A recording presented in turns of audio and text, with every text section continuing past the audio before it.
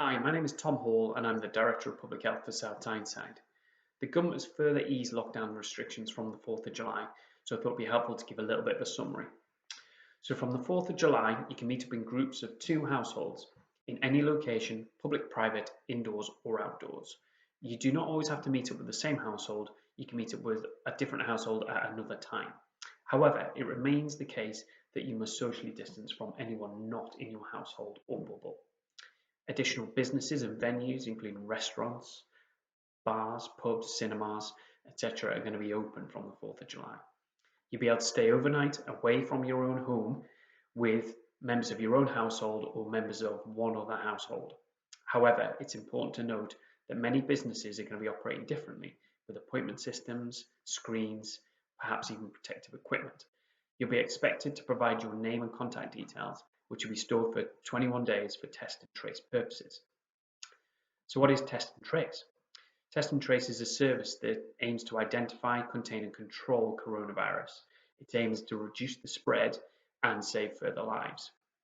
If you have symptoms of the virus, that is a new continuous cough, a high temperature, or the loss or change of your sense of smell or taste, then you must book a test immediately. And if you're contacted by the tracing service, it's important that you follow their advice. Anyone who tests positive for coronavirus will be contacted by the NHS Test and Trace service, and you'll need to share information about your recent interactions.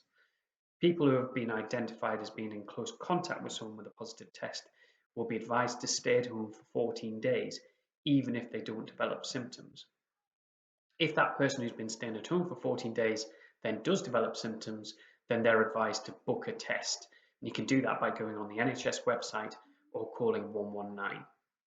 If they then go on to have a positive test themselves, they must continue to stay at home for a further 7 days or until their symptoms have passed. If they test negative, you must complete that full 14-day cycle that you've been asked to stay at home. Members of the household which someone is self-isolating in do not have to stay at home unless the person becomes symptomatic, at which point they must also isolate for 14 days. And again, if they develop symptoms, they can go on to have a test. So you can see how it rolls further and further and to identify new cases and help control the virus. So how can I socially distance indoors?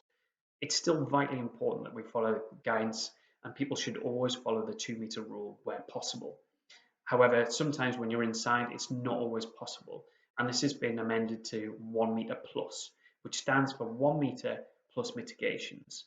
These mitigations will depend on the setting that you're in. So, for example, mitigations could include screens. It can make sure that people face away from each other.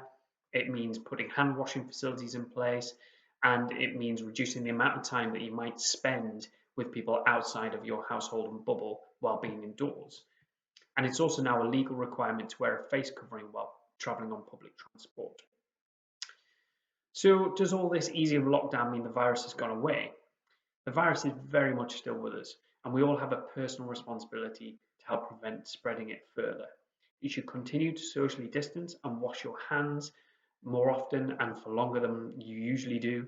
Failure to follow these simple steps could simply put the lockdown measures at risk, and we could end up in a situation where we're fighting the virus again. So please do think about yourself, your family and community, and do everything you can do to protect all of those around you and protect vital frontline services like the NHS.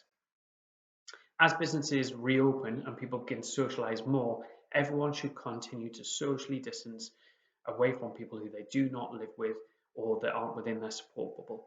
Please wash your hands regularly. I know it's a simple step, but it makes a massive difference. This will protect anyone that you come into contact with, and it's critical for keeping everyone as safe as possible.